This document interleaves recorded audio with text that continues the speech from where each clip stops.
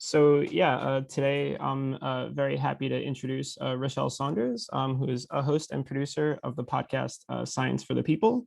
And she's joining us all the way from the UK, so workshop series going international for the first time. So Science for the People is a long form, like Alice said, interview-based podcast that interviews researchers, science writers, journalists, and other experts to take a deep dive into the subject matter that they study, and to help listeners understand the connections between science, pop culture, history, and our daily lives. And so their show has been running for a little bit over 10 years already. So I would highly recommend that folks check it out online and search through the huge archive of episodes to find something that's interesting to them. Rachelle, of course, has a ton of experience with science communication, specifically interviewing experts in various fields. So that's what we're hoping to practice today during this workshop, in addition to a couple other really critical communication skills. Rachelle, please take it away. Thank you so much for that delightful introduction, and thanks for thinking of me. I did not know I was your first international guest. That feels special in some way, even though it's probably not in these coronavirus times. Everything's international when everyone's over Zoom, so it's all good. We're talking about podcasting, and in particular, we're talking about the ins and outs of podcasting science. So a little bit about me real quick. I personally have been a podcaster since 2011. I've been doing this for quite a while.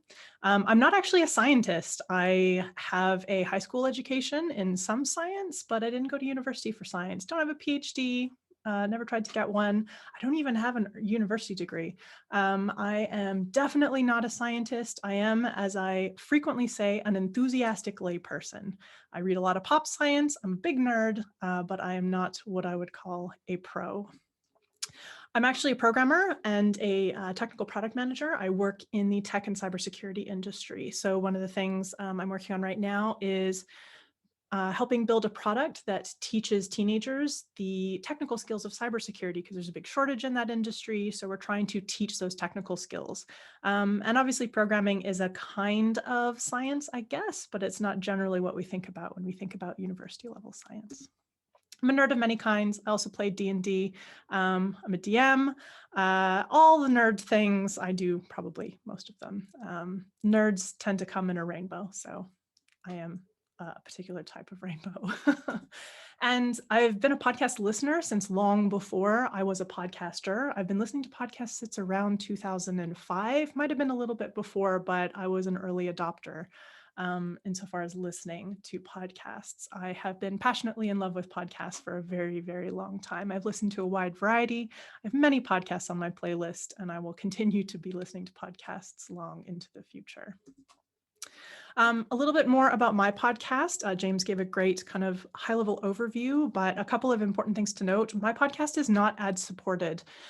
We made a decision a long time ago to not go after ads for two big reasons. The first is we like not feeling beholden to advertisers or worried about how what we're going to say or the topics we cover may be liked by or not liked by advertisers. And the other thing is we are volunteer run, and we don't want to spend a lot of our time chasing and keeping track of and selling ads. So we made the decision to not pursue that. We are listener supported.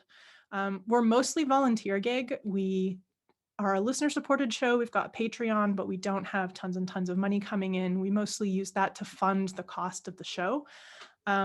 This podcast, from my perspective, is also sort of weirdly inherited. I didn't start the podcast. It was started by our previous host, Desiree Schell. She started it in 2009 as a radio show before it was a podcast. And they just started recording that local community radio show and started airing it as a podcast. It also had a different name. It's changed its name since the time it was started. It began its life as Skeptically Speaking. And in 2013, we changed the name to Science for the People as we sort of grew a little bit distant from the skeptic community where it had originated from. Desiree and I worked together for many years once I joined the podcast, and she stepped back, just sort of retired from the podcast, I guess you could say, in about 2015, 2016. So I want to talk a little bit about podcasts. I'm not sure how many people regularly listen to podcasts. I remember when podcasts were a super niche thing, so I'm always a little bit unsure as to how many people actually listen to them, listen to a wide variety, and have a sense of the genre as a whole. So just a really quick couple of things. Podcasts are audio only. There's no visual component to them. Sometimes there are show notes that you can reference as you're listening to the show, but quite often it's a purely audio medium. The other thing that's interesting about podcast is it's people talking. There are a couple of music podcasts out there, but by and large, podcasts are about human voices speaking. It's about talking, it's about conversation, it's about storytelling. There doesn't tend to be a ton of music other than kind of transitional music, bed music to underlay transitions or to help with storytelling. And so that's a really kind of important part of the medium. It's also tends to be very private. Most people tend to listen to podcasts in private spaces. You don't air podcasts in big public spaces like you would talk radio. Quite often, in some of my earlier jobs, I remember some people would play talk radio, behind the scenes at Wendy's when I was back working at Wendy's as a teenager. You don't tend to hear podcasts being played like that. They tend to be very private listening. Cars, lots of headphones. Sometimes people will listen to them over speakers and things in private spaces, but they don't tend to be public listening. And as a result of a lot of these things is they're multitask friendly. You have your eyes free, you have your hands free, and that means that you can do other things while you listen to podcasts. And a lot of people do. A lot of people do some form of transportation, driving a car, riding a bike, walking, running, exercise. A lot of people listen to podcasts while they do chores. They're very flexible, they're very multitask friendly, and that means that for most of them, you generally need to assume that people will be doing something else. You don't have someone's undivided attention when you're podcasting, you have a portion of their attention. That's not always the case. There are podcasts that require more or less attention, and there are definitely times when I stop doing the thing I'm doing because I'm super into the podcast I'm listening to, or I might even pause the podcast I'm listening to listen to it at a later time when I can give it more of my attention. But in general, people are looking for podcasts that they can multitask to and enjoy through their regular life. So I want to talk a little bit about formats, and don't think of this as like genres. It's more about the kind of setup. So the first format is the story or journalism driven format. This tends to be a mixture of scripted and unscripted content. It tends to contain a lot of heavy post-production. So the recording of it will sometimes happen out of order, and they'll slice and dice it up quite a bit and assemble it into something that is I guess maybe larger than its component pieces. A story is constructed or sculpted. It's not created or facilitated in just one go. It's kind of assembled from a lot of different pieces. A great example of this that probably most of you have heard of if you're interested in podcasts and interested in science is Radiolab. Radiolab falls right into this kind of format. Very story driven, run by journalists, and it's got this mix of scripted and unscripted, and really interesting but heavy post-production goes into each episode. Another type of format is conversational. This is the one that my podcast falls into. It's usually 2 people, but it can be 3 people. You rarely get more than 3 because of crosstalk problems. These shows tend to provide you with what sounds like unedited conversation, where you feel like you're just listening to an unedited section of discussion or conversation or debate. And because of that, you tend to only have a couple of people. These tend to not be scripted, and sometimes they're also completely unguided. Some people might have heard of the 2 dudes talking genre. This is kind of the genre that spawned podcasting before all of the kind of talk radio stations, before NPR, before a lot of the serial podcast. This was a lot of the podcast. It was people having conversations, doing light edits on them, and putting them out there for people to listen to. This covers interviews, debates, explainers. There's a wide variety of ways that this format can express itself, but its kind of defining feature is that it's usually 2 people, maybe 3. And there's also a panel variation where if you have a larger set of people, you'll get the kind of panel show where you might have a host or someone who's facilitating the panel. And instead of a wide ranging, free flowing discussion, you might get prompts where someone throws a topic in, they let the panel discuss it for a bit, and then they pick another topic, quite often not a directly related topic or full segue from the previous topic. And the third format is the monologue or essay-based podcast. These are more uncommon because they're single voice and really, really difficult to pull off well. They tend to be heavily scripted. Think Dan Carlin's Hardcore History, if you've never heard it before, or a lot of people have heard of that one. Lore is also a fairly well-known monologue-based podcast. There's not a lot of these out there. They're incredibly difficult to do, and they're incredibly difficult to get any kind of following around because it's really just one person. And as someone who has had to do some monologuing for non-podcast purposes, it's actually really hard to do a clean read unless you have a lot of experience doing these kinds of cold reads. So by and large, the most popular and most common formats you'll see tend to be the conversational style and the story-driven style. So the next thing I want to talk a little bit about, oh, what's happened here? There we go. Is the idea of podcast and learning. There's different purposes to podcasts. Some are comedy-based, some aren't about learning at all. Some podcasts and some people just want to listen and be entertained. They're not in it to learn. But as soon as we're talking about science and podcasts, it's uncommon that learning isn't part of the goal when science is combined with a podcast. Certainly there are science comedy podcasts out there. Star Talk is a big one if you've ever heard of that, where they want to both provide a science conversation, but they bring on a lot of comedians to keep things light and funny and airy. Same thing with Ologies. Great podcast, but it is got comedy as part of its design as well as a lot of learning. I don't really know of any science podcast out there that doesn't have learning as one of its key goals. So one of the things to think about when we're talking about learning is when you're thinking about a science podcast, think about whether the learning and the educational aspect, the science aspect of the podcast is explicit or implicit. There are some podcasts that are actually really trying to teach you something specific, and that is its goal.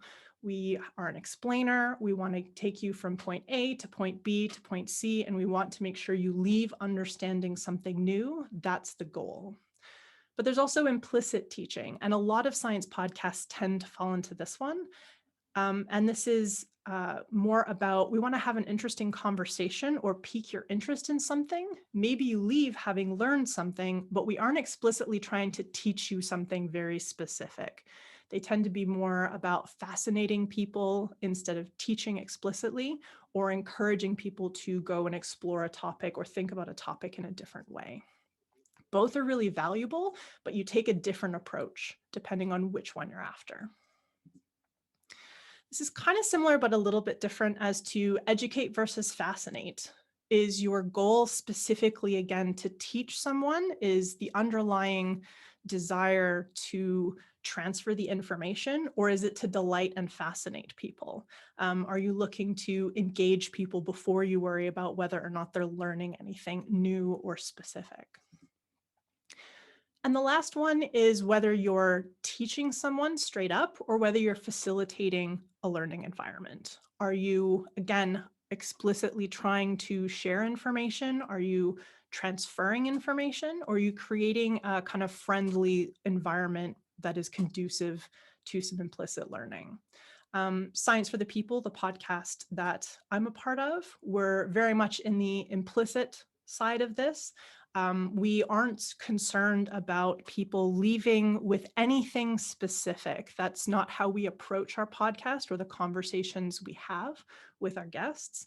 We're trying at first to fascinate, and that leads to certain choices.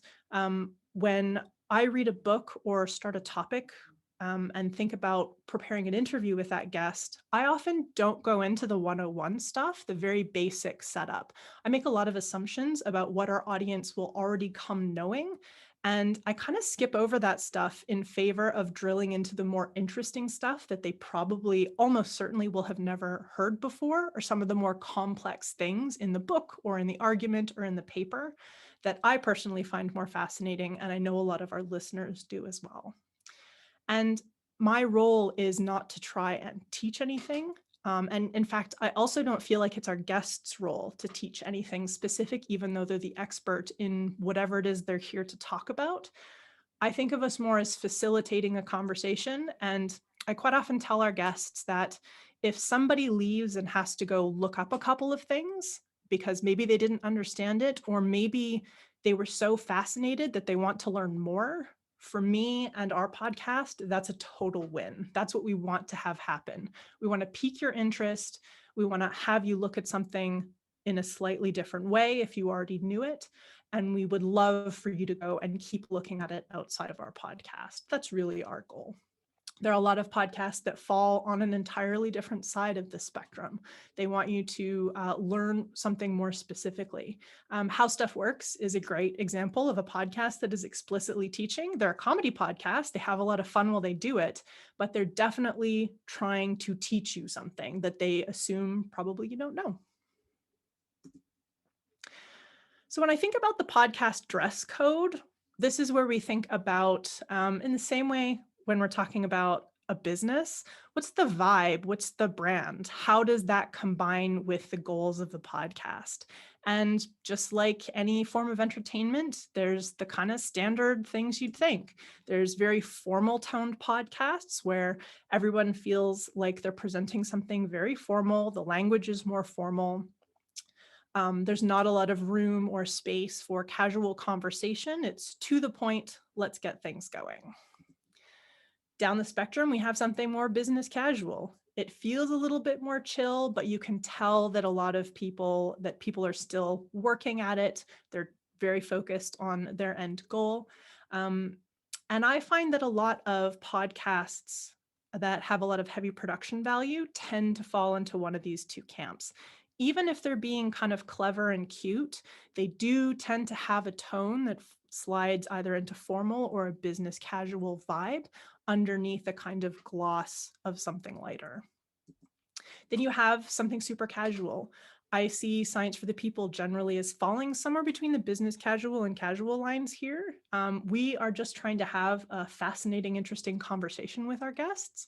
And we don't necessarily just stick to the facts in the book. We'll wide range it a little bit. We'll have a laugh about something. We'll go into the weeds a little bit. We'll go off track and find our track again. That's all part of having the kind of conversation we want to have. And then, of course, there's podcasts that are about the goofs. Comedy or laughing or entertaining people is a big part of these podcasts. And that's they place a big priority on that. And whenever you're talking about podcasts, you want to know what kind of podcast you're on, whether you're the one that's hosting it or whether you're somebody who's on it as a guest. You want to have a sense of what the tone of the podcast is. One of the reasons Science for the People is the tone it is we're not funny. We're not comedians. We're not very clever in that way. If we had to goof and joke all the time, nobody would ever listen to us. That's not our thing. But also, we're not interested in having kind of tight, buttoned up, really formal conversations. We want to chill, like maybe we were talking with our guest over a pint of beer in a pub.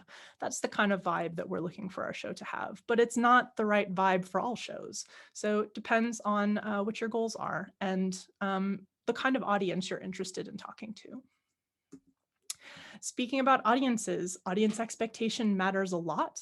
So when we're thinking about audience expectations, this is both the audience that already exists for a podcast. If you're joining a podcast, if you are coming on as a guest to an existing podcast, or if you're starting one, it's about thinking about the target audience your podcast might have. What is their background knowledge? There's a big difference between creating a 101 podcast where you're introducing science and not making any assumptions about someone's scientific background. You would teach biology very differently to somebody who has never taken high school science than you would trying to do biology for people who you can assume have an undergraduate degree in biology. So you really have to understand the background knowledge. And in particular with science, this is really important because whatever choice you make excludes a large group of people. It's very, very difficult to do a science podcast that will appeal to everybody. You can go niche, you can go broad, but it's really difficult to do both because it just takes way too much time. So it's really important to think about in a science podcast what the background knowledge of your people are. For our podcast, we always skip the 101 stuff. We know and assume our audience is already like, I explain it to our guests. Close your eyes and picture the science keener, the person who is the biggest science keener. They have all the pop science books, they read all the pop science blogs, they follow all the coolest people on science Twitter. Those are the people who listen to our podcast. And so we can make a lot of assumptions that they already know all the 101 stuff. So we just skip it. We don't get into it. We don't talk about it. The only time we do is when there's something hidden there or when we want to make sure we define our terms up front because they'll become relevant later as we start to unpack and get into complexity. But by and large, that's our approach. Might not be the best approach to you, depends on who you're targeting. Also, their interest level. Different podcasts have a different target in terms of how interested you think your group is in the science aspect. Especially true if you're a podcast that leans heavily in the comedy element. People may be listening, not entirely because they're keen on the science. Maybe they don't mind the science. Maybe they find it a bit interesting, but they might be there primarily for the personality, for the comedy.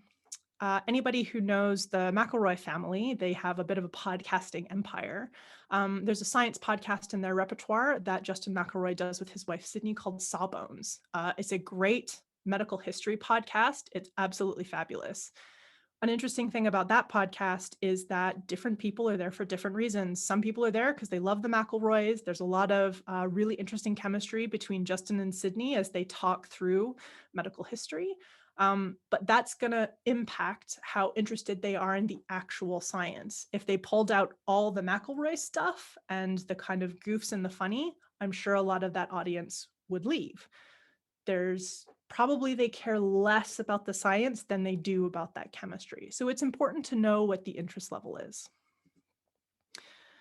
Another thing about science podcasts is niche interests.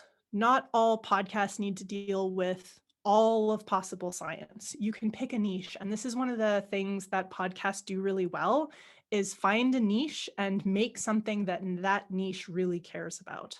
And so in particular with all podcasts, but really with science, because it's such a broad topic, find a niche approach. And this doesn't necessarily have to be, we just talk about this area of biology. Don't sort of worry too much about a particular area of science, though that's totally a valid approach. You can also think about this as something broader, a particular lens you're going to look at science through, a particular way you're going to approach the science conversations. That's also a niche interest. There's the great podcast Gastropod, and it combines food, history, and science. And that's their Venn diagram, and all of their shows find something where it overlaps all three of those. That's their wheelhouse. That's what they love to do. And it's a fabulous podcast. They do such a great job. Comedy, we've already talked about. Keep in mind, more or less comedy. And also the style of comedy. Is it a bit raunchy? Is it very friendly? What's the style of comedy that the podcast has? Is it very self-deprecating? Lots of different types. Every podcast with a comedic element has a comedic style. If you're going to be on that podcast or run that podcast, it helps to know before you go in what that style is likely to be and also who that style appeals to. A style that has a lot of raunchy comedy or a lot of swearing, there's an audience for that, but it's a different audience than comedy that is more gentle, punches up, doesn't use a lot of swearing. it's just a very different type of audience. Politics is also really important. Is there more or less politics on the show? Some science podcasts work really hard to keep not things politics free, but to try and keep them as politics light as possible. Quarks and Quarks from CBC is a great example of something. It tries to very much stick closely to rote science. It's looking for the facts. It's looking to feature the science in general. They kind of sidestep or keep the politics out. Our podcast, we're very politics friendly. We like to have political discussions. We don't tend to have a lot of political debates, but we do are very, very happy for guests to pick their comfort level with politics. If you want to engage, if you have a political opinion or a political lens that your work or the topic can be looked at, we're happy to have that discussion on our show. And also the political lean. We are a left-leaning host and producer bunch. So our podcast tends to be a little left-leaning. That's probably true of most science podcasts, but it's definitely not true of podcasts in general. Even if it doesn't directly address politics, all podcasts are going to bend one way or the other. And it's just good to know before you go on the show where it stands. More or less politics, what kind, and what's the lean. So another quick thing to talk about when we're talking about interview shows specifically is the different types of interview shows. It's easy to think of any interview as like any other interview, but as with most things, when you unpack them, that's not generally the case. There's lots of different types of interviews. A really common one is sound bites. Are you just looking for small, snappy bits that you can edit into a longer, sculpted, highly produced arc? Are you just looking for a couple of bits that you can put in a news podcast as part of a broader interview set? If that's the case, you probably don't want to go in as the interviewee and go off for 15 minutes on a really complex argument. You want to know ahead of time that you're going to be cut down, that there's going to be sound bites. You want to think about how you can say things in a short, snappy, easy to digest way that also kind of gets your own goals through. There's a promotional interview. This is largely about buy my thing, participate in my thing. I did some stuff, go look at it. These interviews tend to be more about the object or the thing and not necessarily about the science underpinning that. And it's good to know that that's what you're getting into. And if you're running the show, sometimes people are going to pitch you ideas for things to have on your show that are at their core not really about science, they're about promotion. So it's good to know what you're getting into there. Explainers. How something works. How stuff works is a great example. Quarks and Quarks is another great example. It's an interview designed to explain something. So you're cultivating the explainer as part of the discussion. These tend to be a lot more closely steered and very goal-oriented. Think maybe like plot-oriented. Not a lot of character development. You're mostly focused on that plot. Then we also have conversational podcasts, and there tends to be sort of three broad types here. There's the intro level conversation where we have not a lot of depths that are plumbed, but we have a kind of surface level discussion, an intro to a topic. Think of it as the beginner or 101 conversation. Then there's more depth. This is probably where Science for the People sits. We like to pick an area or a couple of areas in a topic and dive into those a little bit deeper to try and unpack them. We are not uber niche, but there are definitely podcasts out there that go really, really hard into a very specific topic, and that is their goal. They don't really care about anything else. They want to be really, really niche and may even get into some of the technical information in that field. Those podcasts are often enjoyed by the people in that field, but they can also be enjoyed by lay people, as long as lay people are willing to put the time in to listen to the podcast and go into those depths with them. They tend to contain a bit more jargon. They tend to assume you're going to do a lot more of your own work. And if you're a lay person, you tend to have to pay a lot closer attention to them, difficult to multitask too. There's a panel discussion, usually facilitated. So there's a lot of interesting panel shows out there. The Infinite Monkey Cage is a great science one. It's very funny, very much a panel show in the kind of British panel show style. really great. They combine scientists and comedians on the panel, which is great fun. There's debate. The whole point of the podcast or for the discussion is for two people to argue or debate a topic. These are less common, but they do come up. Our previous host used to not so much set up a debate, but she would sometimes ask to book what she would call a gently fighty episode, where she wanted to talk to an expert, but she wanted to talk to an expert in a way that was very challenging. So not trying to offend them, not trying to rip anything apart, but she wanted that debate as part of the episode. I was never as good at that as she was, and it's definitely a gap since she's left us. But they can be really interesting when you start to push people a little bit. And again, comedy.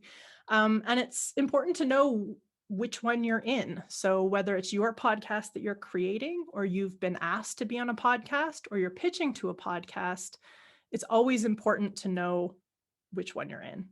Because that can really change the tenor of what you talk about, and it can certainly change the style, the depth, the topics you choose to discuss. All right, let's talk about interview prep.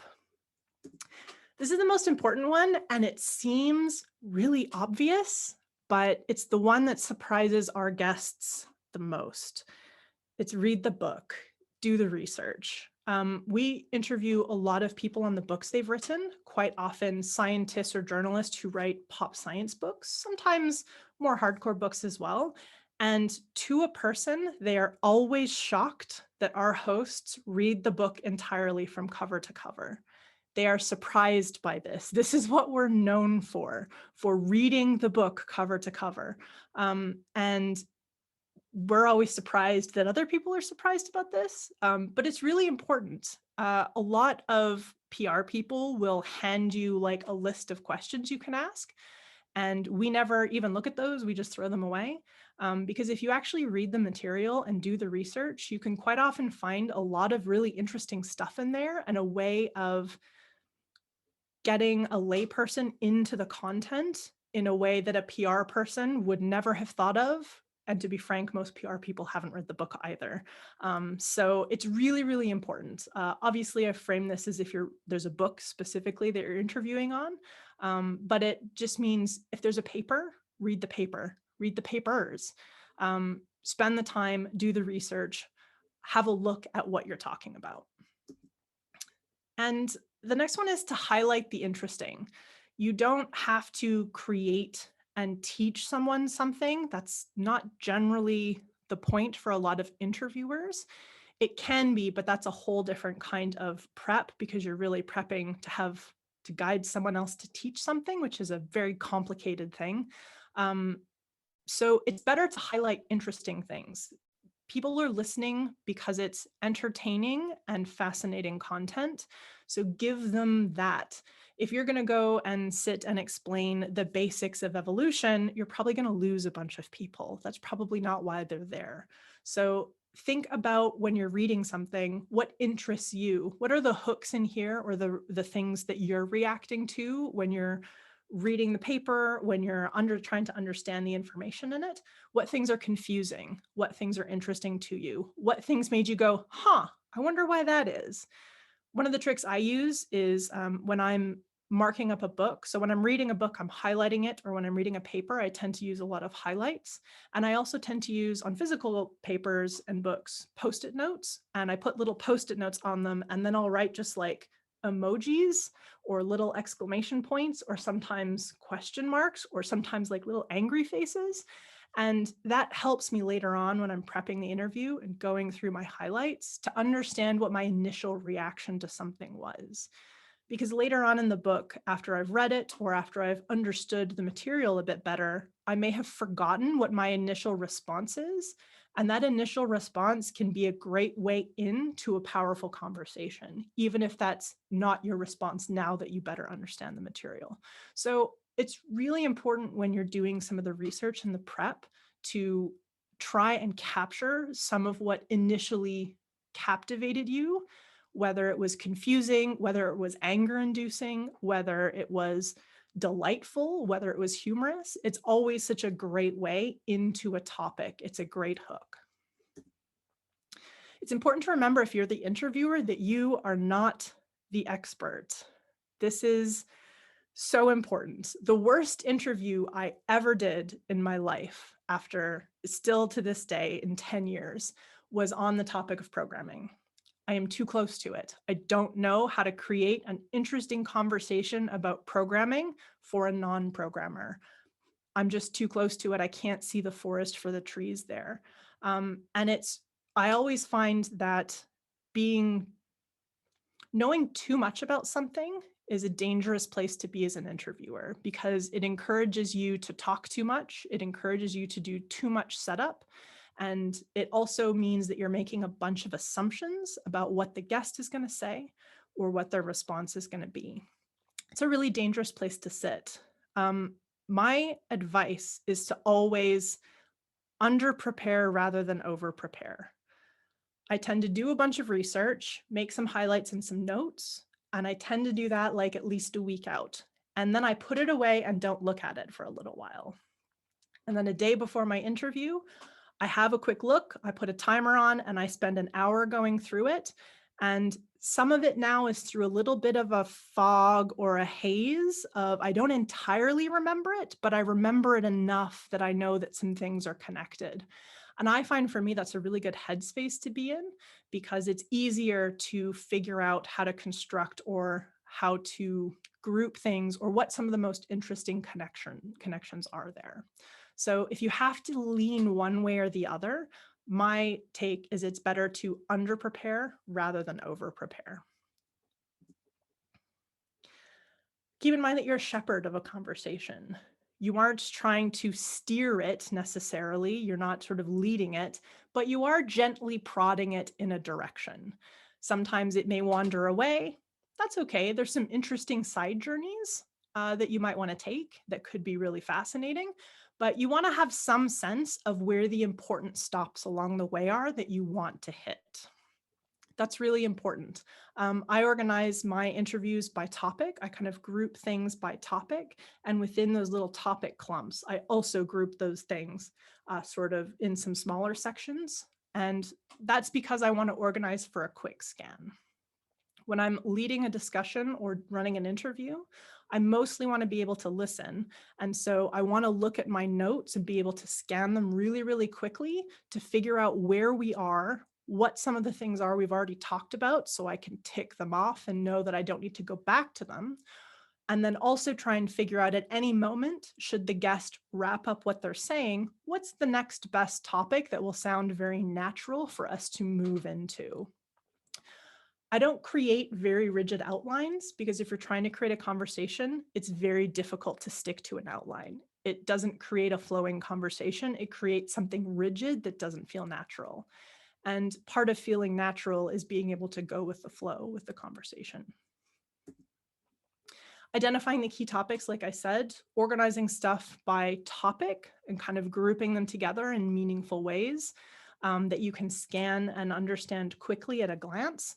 That's really important. And it also gives you a place where you can do follow-ups, where you can expand a little bit. If someone mentions something, you can be like, oh, that reminds me, here's this other topic that we can move right into, or let's just expand on that or unpack that a little bit. And considering likely segues as well. This is something that I think about a lot, figuring out how topics might segue into other topics. My general rule is that I prep twice as much as I think I'll need. That sounds really daunting, but it's actually not, because you won't get through nearly as much as you think you will most of the time. The reason I prep twice as much as I think I'll need is every once in a while you run into someone who's incredibly succinct, and that person is very difficult to interview because it's difficult to pull much out of them.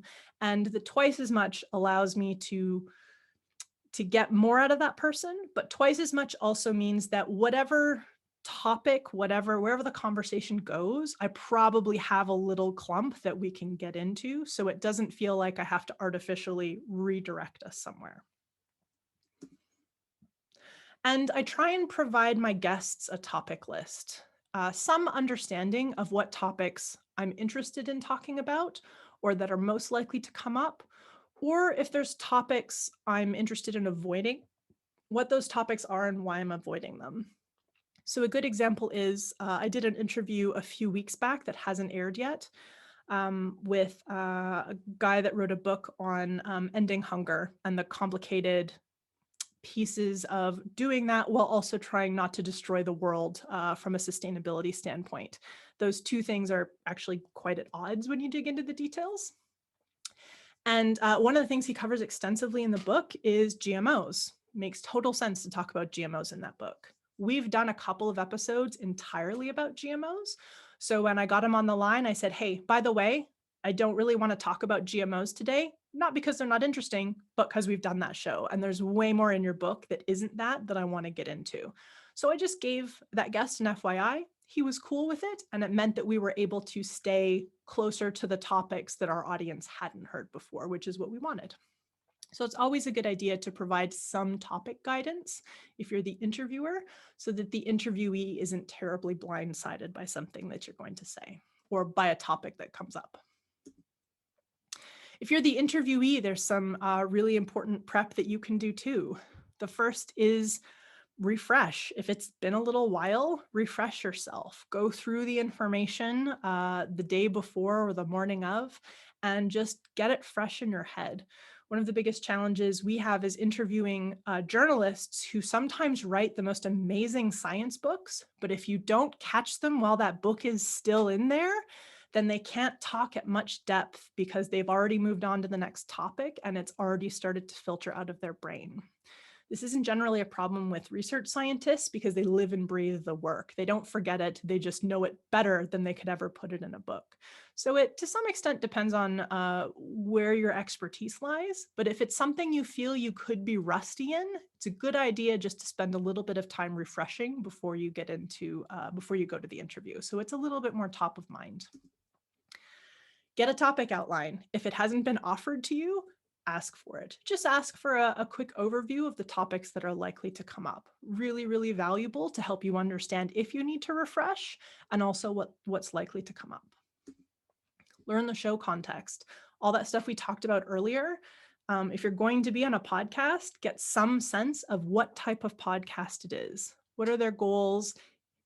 Should you prepare to be funny if you're able to do that? What kinds of things are likely to come up? What's the tone? Understand the audience, understand the format, understand the dress code of the podcast. You may not be able to wholly comply or cater to all those specifics, but it's good to at least know what the party's going to be like before you show up at the door. Prep some quick reference. In particular with science, sometimes there are specific numbers or information that you want to not kind of hand wave off. You want to get into some of the details. If it's difficult to remember, have some quick reference stuff in front of you so that you can quickly look down and have that information in front of you. Then there's some prep that both sides of the conversation can do. The first is you want silent notes. You don't want to shuffle through papers. We're an audio medium. You don't want to be clicky on a typey keyboard. That's mechanical keyboards are great, but not on a podcast. Same thing with papers. A really great tool is touchscreens. They work really great and they are wonderfully silent. Another great option is cue cards or post-it notes, things that you can put out in front of you in small numbers that don't make a ton of noise when you shuffle them around. Those work really great. You want to try and be quiet, but also have everything you need in front of you and close at hand. Don't script anything. So when I'm asked for an outline or when I provide an outline to an interviewee, I never provide them with the explicit list of questions I'm going to give them. I did this once and the interview was terrible because the person literally wrote a script to answer all of my questions. So I was trying to have a super casual conversation and every question I asked was met with somebody badly reading off a script. It was not great. So it's super important. It can be really tempting to just script everything and write it all out. Don't do this. It's conversational style. Better to do bullet notes or cards to keep your information together, but please, please don't script. It just sounds terrible. Unless you're a trained voice actor, it's really, really hard to make a cold read sound good. Remember that your outline, whether it's a topic outline that you've been given, or it's an outline that you've created as the interviewer to help guide yourself and facilitate the conversation, it's not a contract. You don't have to stick to it. You don't have to stick to a particular order. It's a suggestion. It's a series of things that you can talk about, not a promise that I absolutely will talk about these things. So let that stuff go when it makes sense to let it go. Ensure your space is as quiet as you can get it. Close your windows, shut your doors. Let your household know that you're about to have an interview so that they can do their best to stay as quiet as possible. If you are the interviewer, be aware, especially during coronavirus times, that this is sometimes really difficult for certain people to achieve.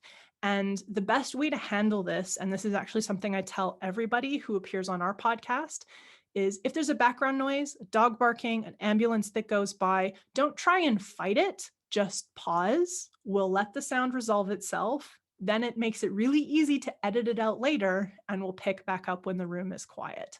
And that tends to be the best. Where you get into problems is where you start trying to beat the noise. You're never going to win, and that's impossible to edit out. So it's always better to just pause, let the sound resolve, and then keep going.